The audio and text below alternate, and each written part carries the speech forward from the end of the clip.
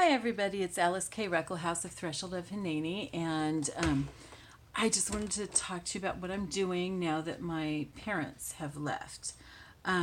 They left on Thursday. Today is Monday.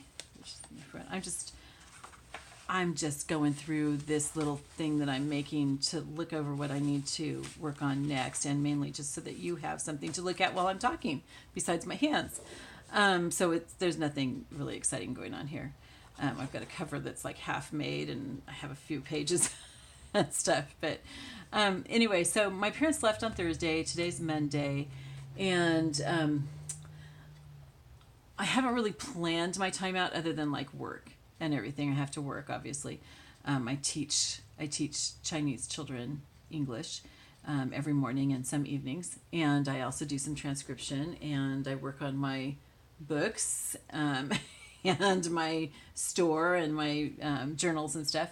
And then I've got to get my tax return ready to go to my accountant. But mainly what I'm trying to do in the next couple weeks is allow myself to grieve. I really haven't had the time to just allow myself to cry and just to really engage with that. And because, my parents have been here, which has been a really good thing and really, really helped a lot. And, and other things, my sister came out and, and just various things, and that's been really good, but I have been distracted from grieving, and so I haven't really been able to do that. And so I'm letting myself, and I'm not putting a time limit of 2 weeks on it, but I'm giving myself 2 weeks to really, really focus on that. And then what I'm going to do is I've taken off a couple of days from work, and it worked out really nicely because I'm able to take off a day and a weekend that usually we get a lot of cancellations and everything because it's a really important holiday in China.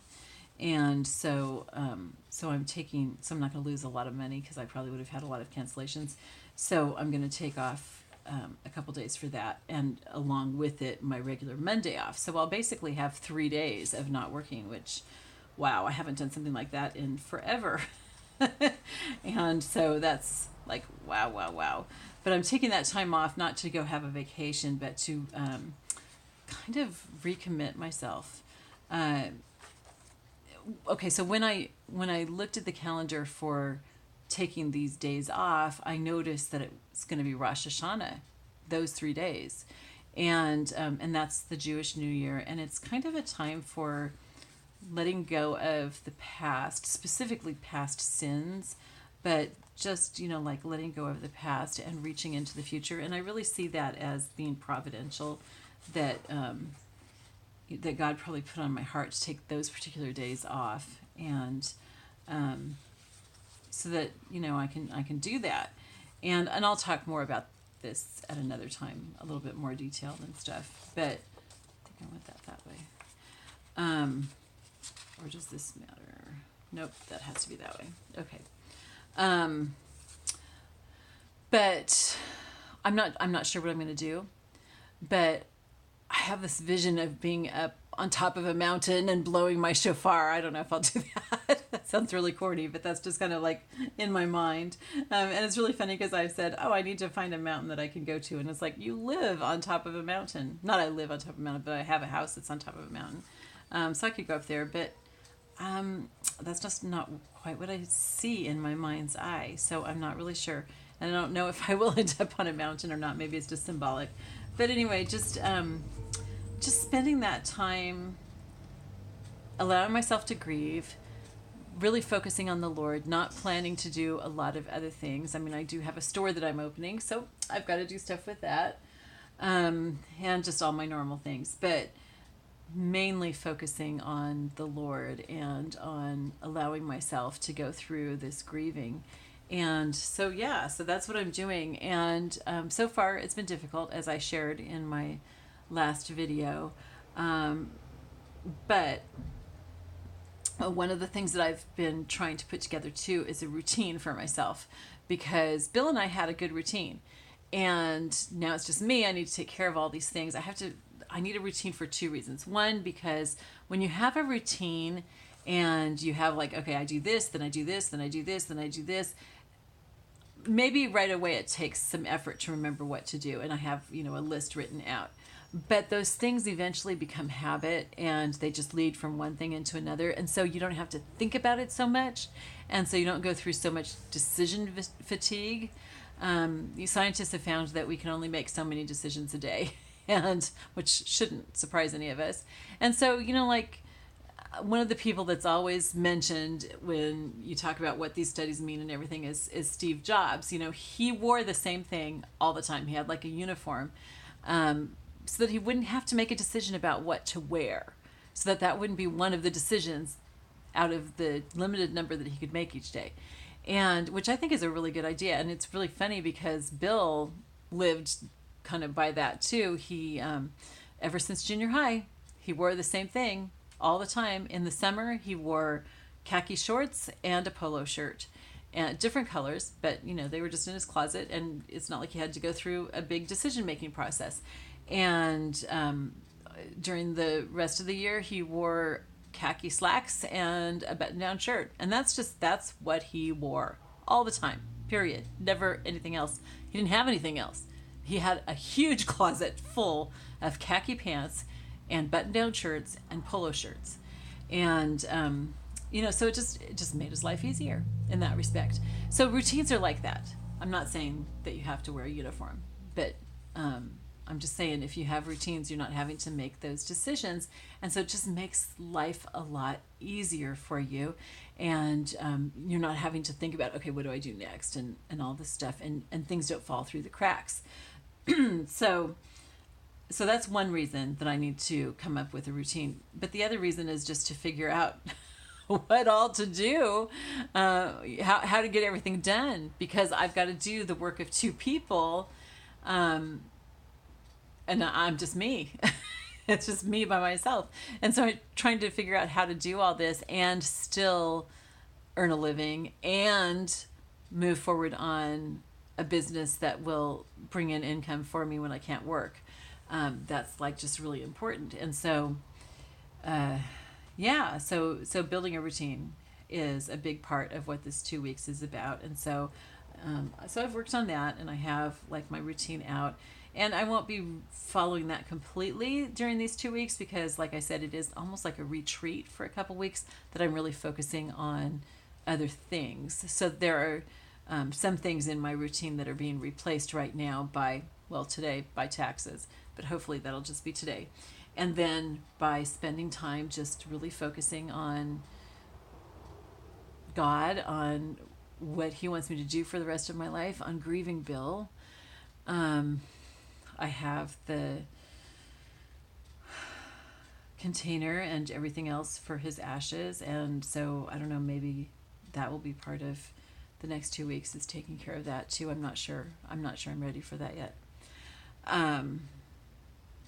So anyway, so just kind of stuff like that. That's what I'm doing. And then that Sunday, Monday, and Tuesday will be even more of an intensive retreat where I can I want it to be a time of not saying that I'm putting grief behind, because I think that's unrealistic, and not saying that I'm forgetting about Bill from now on or anything like that, but just saying that I am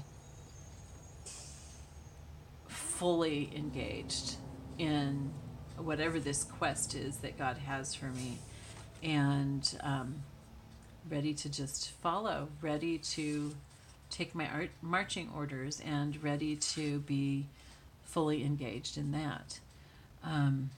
That's my goal.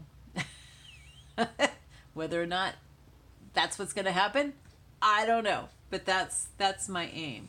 So anyway, and I'm not saying, again, I'm not saying that everybody should grieve the same way that I do or anything like that. I'm not saying, at this point you need to have a little retreat or anything like that. That's just what God's put on my heart for me. And I don't know, if you're grieving, maybe God will use this to put that on your heart. Maybe not. Maybe he'll have you grieving in a completely different way. I don't know. But just that's what God's having me do. And so I think it's going to be good. I'm I'm looking forward to it, not in the same way that you normally do a retreat, because usually retreats are a real mountaintop high experience. But um, I think I'm going to have to go through a lot in this whole thing. And there really may be some purging in my spirit. I don't know. I have a sense of expectation that's good, and I have a sense of dread that's scary. It's kind of okay. Here's what it is. It's not scary in a bad way. It's like, when you are pregnant and you're going to have a baby, you don't look forward to labor. You don't. I mean, I don't know if you do. I think maybe you're a little crazy. So you don't look forward to labor. You probably kind of dread it, and maybe you're even scared of it. I went through labor 5 times, and I think each time I was a little terrified. But the last time, I really embraced it. And it was my longest labor. Most of my labors had been 6 to 7 hours. My last one was 11. And I had some problems with my son's shoulders were too wide to come out and everything. And so it was not an easy labor. It was a really hard labor. And yet there was a certain enjoyment of it, which sounds really weird and masochistic, but it's not. I used that labor, that time, to turn towards God. I called out for his help. I pressed into him. And so even though it was horrific, because childbirth just is, and it was painful, and it was scary, and it hurt a lot, in case I haven't already said that, it was beautiful. I screamed. I'm a screamer in childbirth, I will admit. So it wasn't that I was like, oh, this halo around me and this glow on me. No, nothing like that. But at the same time, it was just really, really wonderful in the labor, not just after my son was born, but in labor, because I was really pressing into God. That's what I see these 2 weeks as being, that even though I'm going to be laboring through this, something is going to be birthed.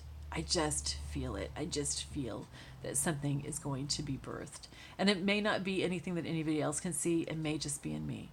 But I feel like something is going to be birthed. But in order to birth something, you have to go through pain. That's just a part of it. And that's part of how we grow. It's how God purifies us. It's how we learn more to press into him. It just is. Suffering is part of life, you guys. And it can, I think, be a beautiful part of life too. Again, I'm not saying that in a masochistic way. I'm just saying it because it's true. It's, yeah. Anyway, so that's what I'm doing the next couple weeks. And I do hope to be recording some more videos in that time, and hopefully tell you, what I'm going through and everything.